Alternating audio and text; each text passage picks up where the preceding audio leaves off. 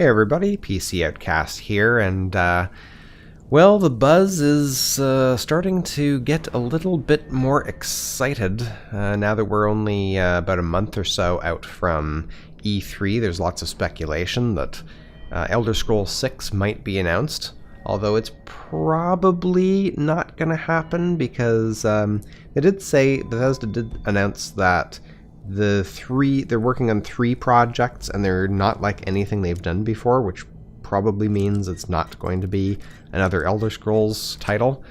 But there is a lot of teasing going on with the graphics that they're using for announcing their show or their discussion there at E3, showing a Dovahkiin outfit and stuff. So we don't know. It might just be more announcements for Elder Scrolls Online, but it could also be Elder Scrolls 6 for all we know. Of course, if it is Elder Scrolls 6, then they're so far along in development that probably nothing of what I'm going to talk about now is going to make it into the game. They're probably... and it's a possibility some of it could be implemented, but if they haven't already implemented it, well, it's probably too late. Nevertheless, quite a few people have been talking, sharing their thoughts on what they'd like to see, maybe their wish lists. So I thought I'd do the same.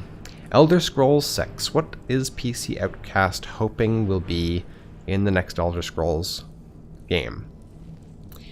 Well, first of all, this video is going to be, I'm going to try and keep it positive. I'm going to focus on things that I would like to see rather than things I don't want to see. Right, so let's start with number 1. Oh, and before I get into it, please share your thoughts, anything that you're looking forward to or hoping that might be in the next game. Please share that in the comments, and let's have a discussion about it. So, number 1, one of the things that I hope that they will do is have a more ambitious setting and atmosphere. And what I mean by that is, Skyrim was very, very familiar, very Viking, Norse, type of a setting, which is something, from our actual history that is very familiar. It feels very familiar. Same thing with Oblivion. It was very medieval, although it was a little bit more fantastic with like the Iliad ruins and stuff like that, but it was still felt very familiar and kind of safe. And that's kind of why, that's one of the reasons why Morrowind stands out to me in the series, because it was very alien and very fantastic. It had this, it had unique and varied landscapes, so that helped. Skyrim's kind of, mostly cold everywhere. I mean, the majority of it is cold. There is some variation with a little bit of swampland and a little bit of, the volcanic areas and the rift and stuff like that. But, Morrowind had even more variety in the landscape, and that helped a lot with that. It was also like, with the mushroom trees, giant mushrooms and stuff. It was just there's a lot of fantasy. And, that helped to immerse you in a different world and sort of take you away from, the everyday and what we're already familiar with. And I thought that helped the game to stand out. Connected to that is like atmosphere. And what I mean by atmosphere is sort of a combination of, lighting and sounds, and it's hard to kind of pinpoint. It's maybe kind of subjective. It's just the feeling that you get when you are going through, say, a Dwemer ruin. Like in Morrowind, it felt very, very old and kind of there's a lot of creaking going on, and it felt like you could just fall to your death and stuff like that. And also another thing that really stands out to me is the ash storms in the ash wastes. You're walking through, especially at night, you can hardly see anything. There could be something could attack you from the dark and you can barely see anything. It's kind of like blizzard-like, sandstorm-like conditions, and that made it like really creepy. And then the music and the sound effects really worked well with that. And and then meanwhile other places were like sort of more sunny, and the Ascadian Isles or something, there's a lot when it's sunny and nice and you can see a long distance, and it's kind of more pretty, and so you got these different feels. So I'm really hoping that Bethesda will sort of go back to that. I don't want to say go back to that like a nostalgia thing, but just be a bit more ambitious and willing to take a bit more of a risk of pulling us into a different world instead of trying to play it safe with something that we're already familiar with. It's not too much different than what we might expect. Yeah, so there you go. That's point number 1. All right, another thing that I would like to see is more interesting and meaningful perks. This is one of the big complaints about Skyrim in particular, and now Fallout 4 has got it as well, I think, is that Bethesda's perk choices are not real. A lot of them are just not meaningful. They're not interesting. They're not unique. And let me give you an example. We'll use the one-handed skill tree. All right. So in the one-handed skill tree in Skyrim, you can spend up to 22 perk points, but there's only actually 6 perks that add anything unique. So, for example, Armsman, all Armsman does, and there's 5 points in it, is increase your damage. But you already get an increase in damage just by skill progression. So that could have been completely eliminated. The same thing goes for Dual Savagery and Savage Strike. Both of those just increase the damage that standing power attacks do.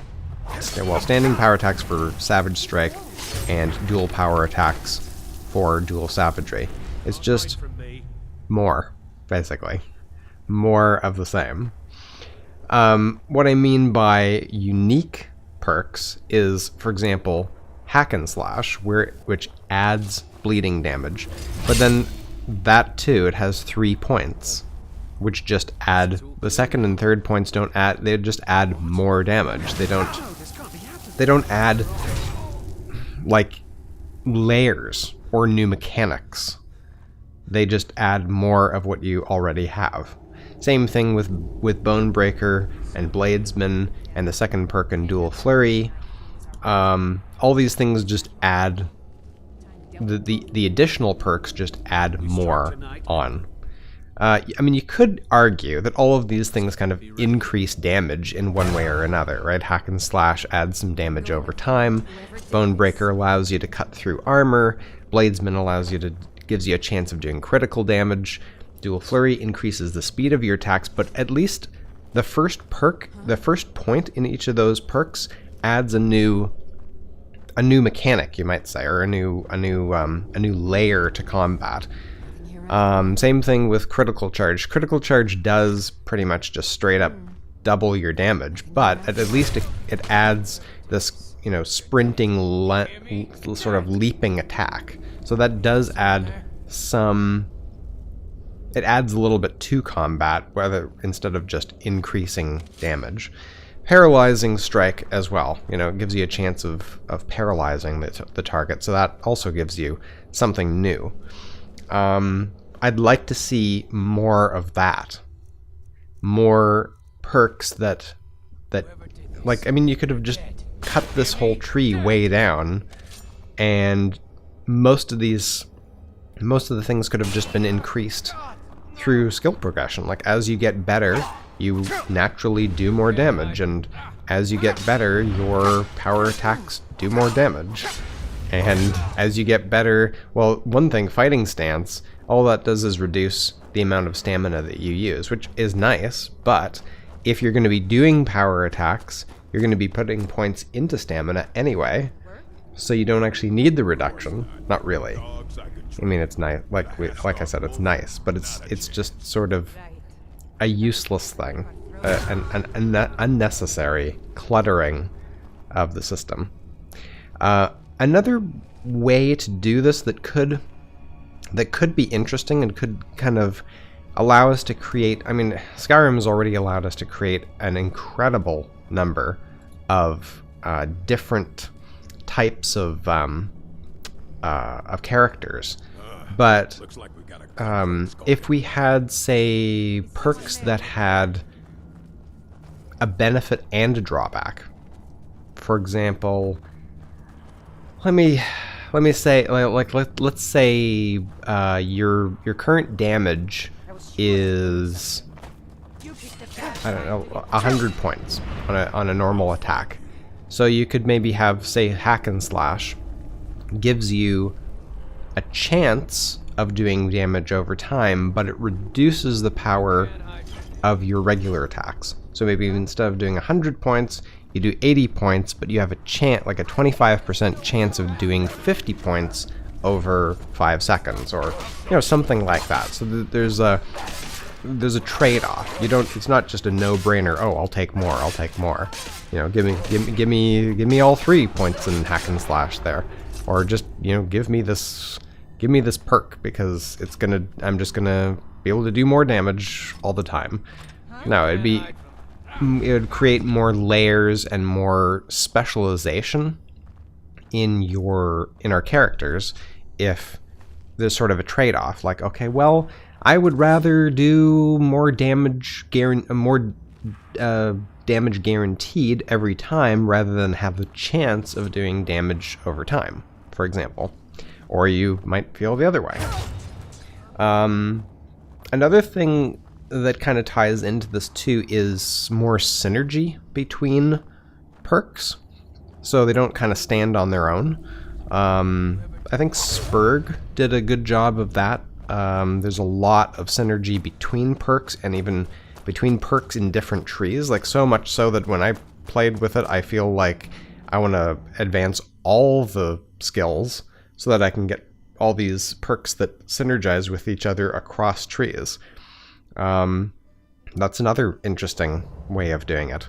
And something that you could do with that is have it that you don't have to get the perk below. So you can basically pick and choose which perks you want in a particular tree. As long as you have the skill in it, you can pick any of those and then any in another tree that you have the skill.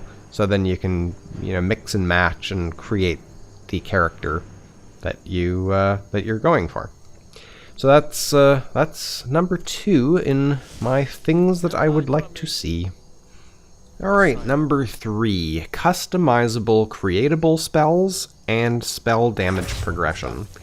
Now, customizable spells is something that we had in previous Elder Scrolls titles, but was removed in Skyrim, unfortunately.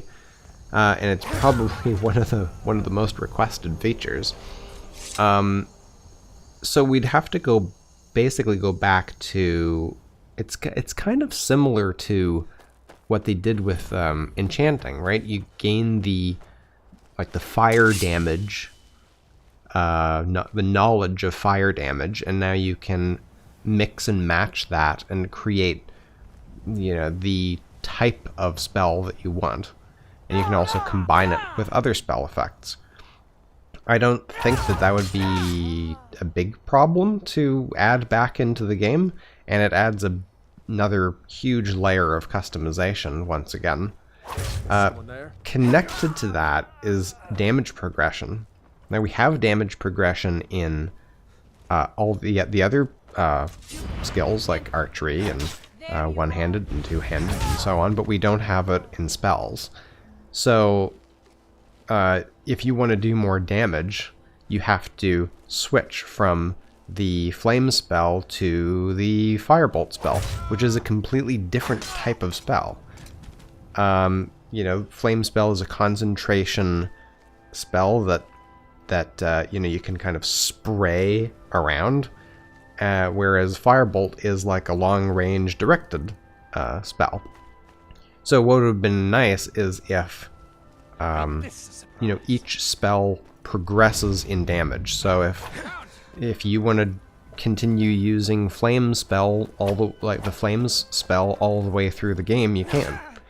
It'll just increase in damage and remain viable throughout the game, and then that would make a completely different character than one that uses long-range firebolt spells, or wants to use area of effect fireball spells, or whatever, right? And the same thing for the other elements.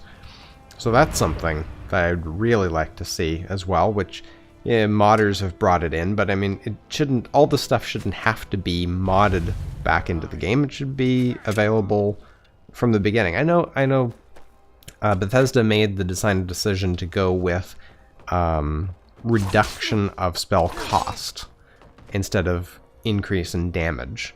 And unfortunately, that kind of made mages kind of cheesy. Like, you can reduce the cost of spells to the point where, I mean, spells are literally free if you use, enchanting to reduce the costs.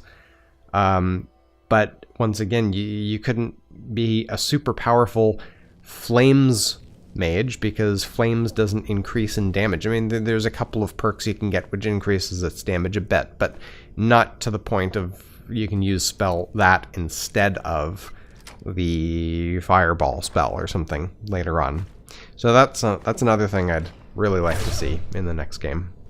Okay, number 4 is weapon and armor customization.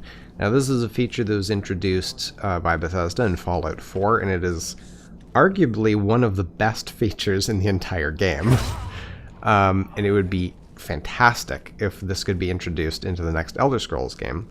So we would be able to make, for example, modifications to swords. You can have different grips, different blades, maybe, serrated blades that cause bleed damage, and, double-bladed swords that do something else, and, stuff like that. Same thing with armor. Just, it would allow us to, like, for example, just something like the bandoliers, bags, and pouches. For example, if we could add pouches like that in the base game without needing the mod, I mean, that's one example of something that you can do to customize sort of both your look and the functionality of weapons and armor. And I think Bethesda did. I'm not going to make any suggestions on how that should be implemented, because I think it was implemented quite well in Fallout 4. The only thing maybe is a little bit more intuitive recipes and stuff like that, or that you maybe it's not based on perks, but rather that you have to buy recipes. You have to learn how to modify a certain type of armor or something from a blacksmith, or something along those lines. Number 5 is optional hardcore mode. Now, this is another thing that Bethesda is attempting to implement in Fallout 4, and it's no secret why, because hardcore mode was super popular in Fallout New Vegas, and immersion mods like Frostfall and Realistic Needs and Diseases are hugely popular for Skyrim. So a hardcore mode requiring eating, sleeping, diseases, stuff like that is obviously something that a lot of people want, but it should be optional, of course, so that people who don't want that hardcore hardcore experience don't have to. It also would be nice to have it customizable the way the mods in Skyrim make it, that you can adjust how often you get hungry, how severe diseases are, how much you have to sleep, and so forth. So you can play around. If you feel like you're spending too much time on one of those things than the other, then you can reduce it. So it'd be nice to be able to customize that to your own liking as well. Okay, number 6 is more varied quests, in particular Radiant quests. you know, in Skyrim you do a lot of go fetch this thing, go kill this person. In Fallout 4, it's even more so. Like, practically every quest is go kill somebody, go clear some place. And it would be really nice if we had a bit more variety in things we do, and also maybe have it that they're not necessarily quest lines, but that one Radiant quest or side quest sort of leads into another.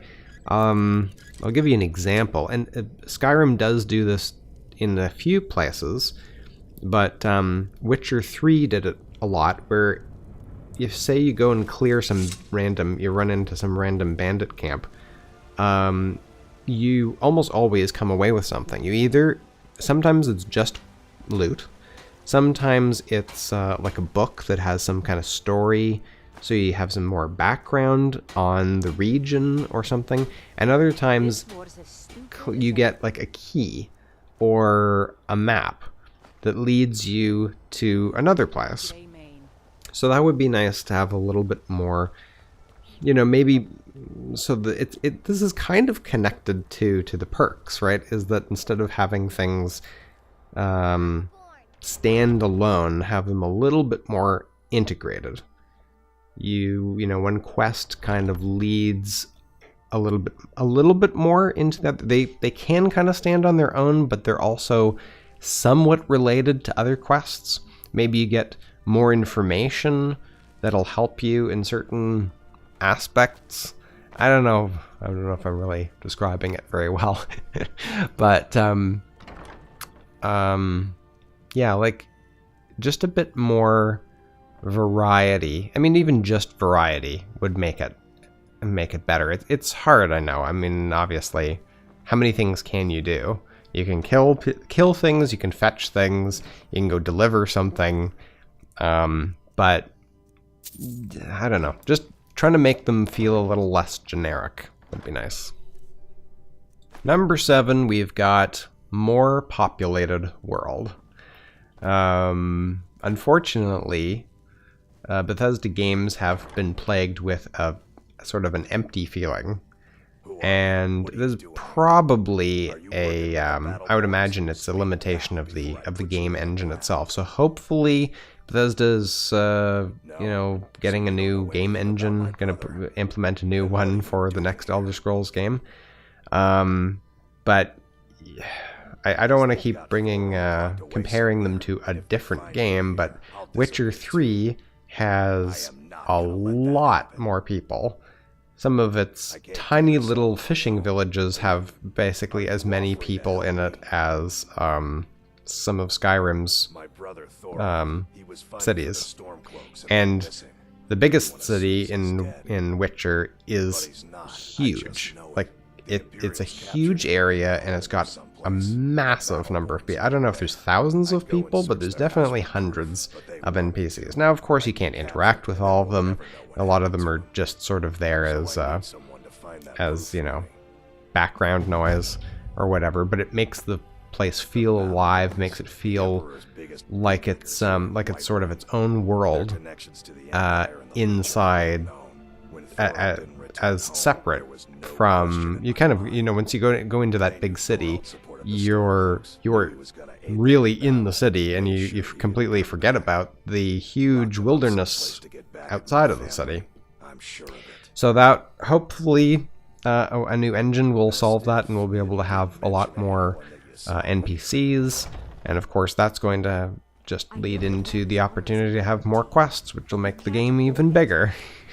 So that is something that would be really nice. Of course, there's lots of mods for Skyrim that add more people walking along the roads, more people you run into in the wilderness, more people in the cities themselves. But hopefully Bethesda will implement that as well. Alright, finally, the last thing on my list of hopes and dreams for the next Elder Scrolls game is improved models and animations. Now, I don't want to talk about graphics because it, you know, goes without saying that the next game is going to have better graphics than the previous game. But for heaven's sake, let's get a handle on the face animation, the face models and the animations, the awkward animations. You know, I don't really want my character to look like my grandmother's butt. Okay? And both of my grandmothers are no longer alive, so that should give you a sense of, you know, how bad the facial models are in Bethesda games. And unfortunately, Fallout 4 was not an improvement. Not a very, very, very tiny improvement, maybe, in that area. They were still pretty darn ugly. Maybe Bethesda needs to hire some artists and animators from the modding community, because there's some fantastic mods that make characters look incredible for a 5-year-old game that Skyrim is. So that is my wish list. Please share your thoughts. Anything that you are hoping for, anything that you hope won't happen. Let's have a discussion. I'll maybe make more videos on this topic as time goes along, and as we start hopefully getting some information on when Elder Scrolls 6 will be coming out and what it will involve. And yeah, maybe this can be a little bit of a series as the weeks and months and years go on until Elder Scrolls 6 finally arrives. Thanks for watching, and we'll see you next time. Where are you? Guess it's all clear now.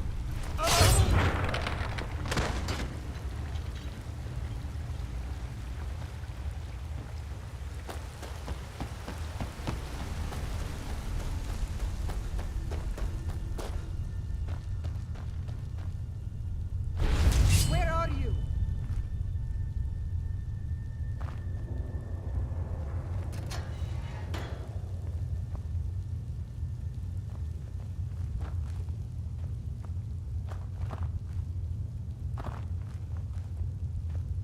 Where are you?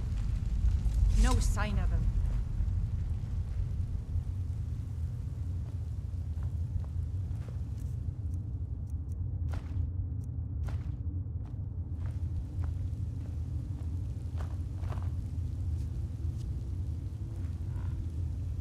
Keep your hands to yourself.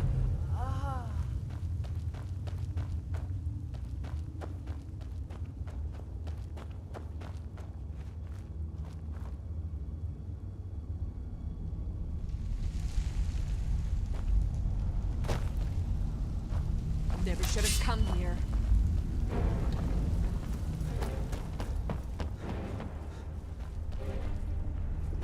You can't hide from me.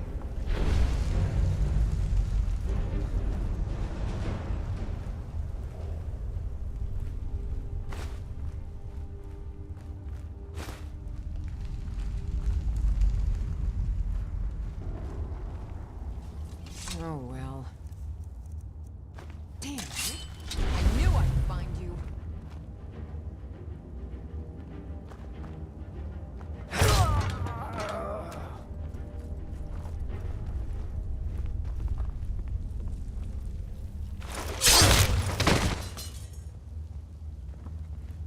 You can't hide from me.